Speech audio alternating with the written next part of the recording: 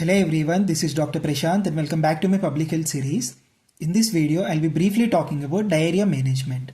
So to start with the introduction, we can consider a child having diarrhea if he or she passes 3 or more watery stools per day. So it makes child condition vulnerable by draining liquid from the body, which leads to dehydration. So when diarrhea is left uncontrolled, it may lead to malnutrition, dehydration and ultimately death. So now coming to the transmission, the origin of the pathogen is through the excreta or stool of the infected person. So the cycle is called as fecal oral cycle, which is run by 5 F's. First is fluid, that is drinking contaminated water.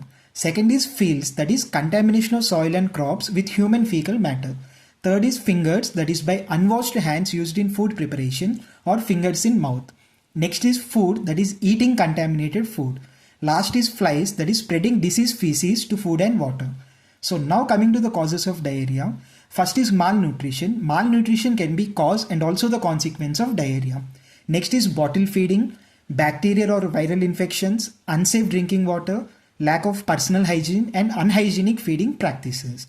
And now coming to the types of diarrhea. First is acute diarrhea, which is sudden in onset and is less than 14 days duration. Second is persistent diarrhea, which lasts for 14 days or more duration. And last is dysentery, where we can see blood in the stool.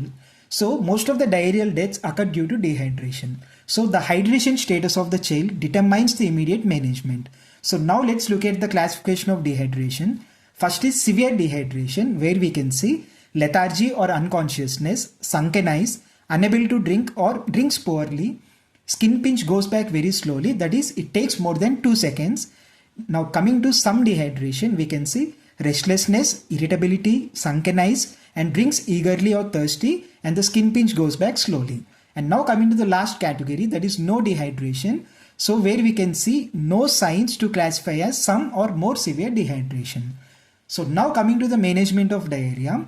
So as already said, there are 3 groups under dehydration, right? Severe, some and no dehydration. So we have 3 plans for each of the category. Plan A for no dehydration, Plan B for some dehydration, Plan C for severe dehydration. So before going in detail, I'll just go through first ORS composition, which is recommended by WHO. That is per 1 liter of solution, you can see the components like sodium, chloride, glucose, potassium, citrate. So I have given both in millimoles per liter and also in grams per liter. So the total osmolarity should be 245 milliosmolarity per liter. Please go through it. So now let's start with the first case, that is management of severe dehydration. So as I already said, we need to follow the plan C for severe dehydration. So in this case, first we need to look for IV rehydration. So that is the first preferred method. So we need to start IV fluid immediately. And if the child can drink, we need to give ORS by mouth while the drip is set up. So we need to give 100 ml per kg Ringer's lactate solution as follows.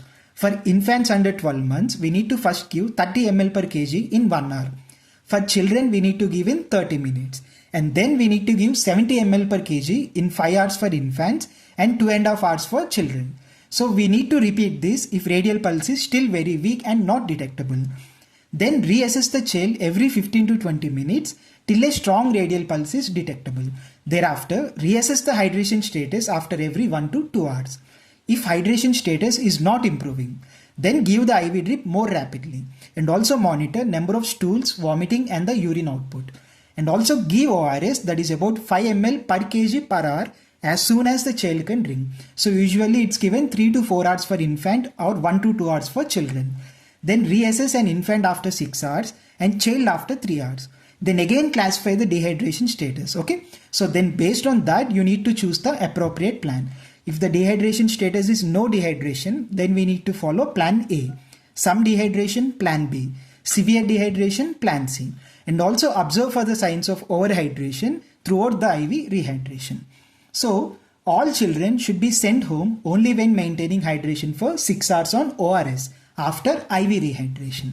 Okay. So this is the first method.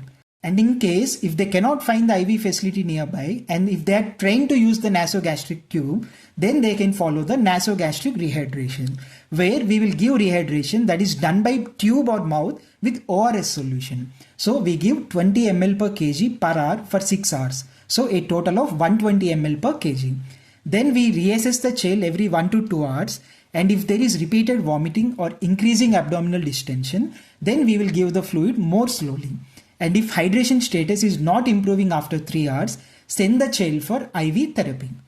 So basically, if they cannot find an IV facility nearby, and if they are trying to locate an IV facility, then we need to tell the mother, we need to give ORS solution to mother and tell her to give it in sips until they reach the hospital or IV facility. And also we need to tell her to continue the breastfeeding also. Okay. And now coming to the next one, that is management of some dehydration, we need to follow the plan B. So in this case, the rehydration is done through ORS solution only. Okay. So for correction of fluid and electrolytes, we need to administer 75 ml per kg body weight of ORS over a period of 4 hours. If the child wants more, we can give more. And also allow breastfeeds in between. Again, we need to reassess after 4 hours and classify the dehydration status. So if the child has some dehydration again, then allow foods and repeat plan B. What is plan B? The same 75 ml per kg ORS over 4 hours. So now if you look at the table, if the age group is up to 4 months and the weight is less than 6 kg, ORS given is 200 to 400 ml. And if the age group is between 4 to 12 months and the weight is between 6 to 10 kg, we need to give 400 to 700 ml. And if the age group is 12 months to 2 years or weight between 10 to 12 kg, then we give 700 to 900 ml. Or if the age group is 2 years to 5 years or weight between 12 to 19 kg and the ORS given is 900 to 1400 ml. So now you need to use the child's age only when you do not know the weight. So if you know the weight, we need to go with the weight basis. And if you do not know the weight, then you need to look at the age of the child. So now coming to the next one, that is management of no dehydration. As I already said, we need to use plan A. So plan A involves counseling the child's mother or caregiver about the 4 rules of home treatment. So what are they? Rule 1 is to give more fluids than normal.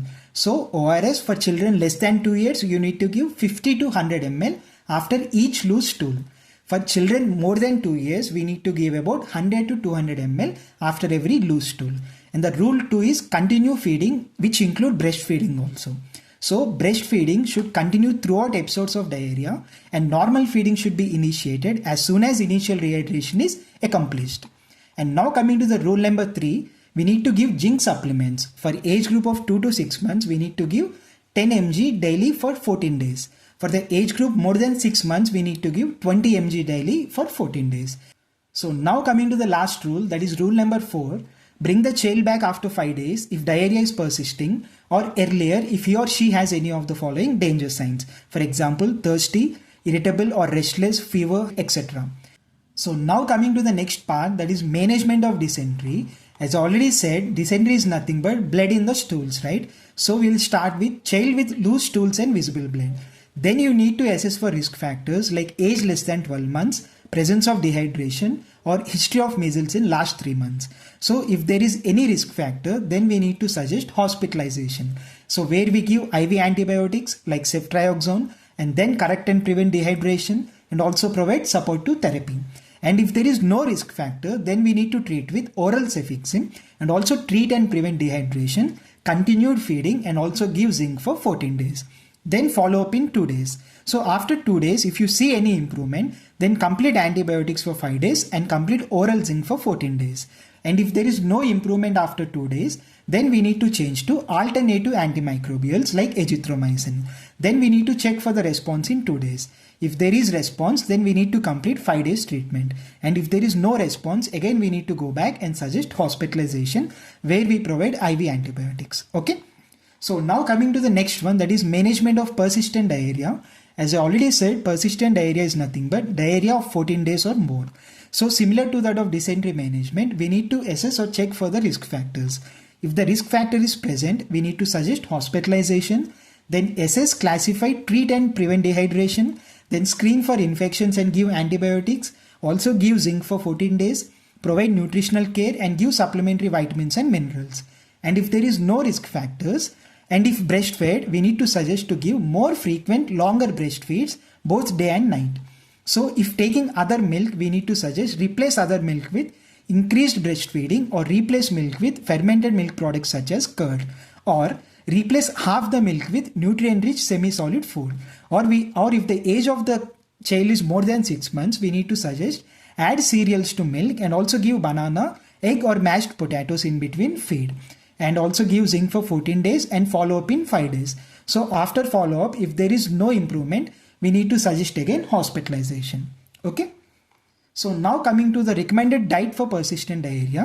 So there are 3 types of diet. First is initial diet or diet A, where we see reduced lactose diet, milk rice gruel and rice with curd and dalia. So this is the table for diet A. You can go through it. And now coming to the second diet, that is lactose free diet with reduced starch. So basically what happens, once you give diet A, almost 50 to 70% of the children will get improved on diet A.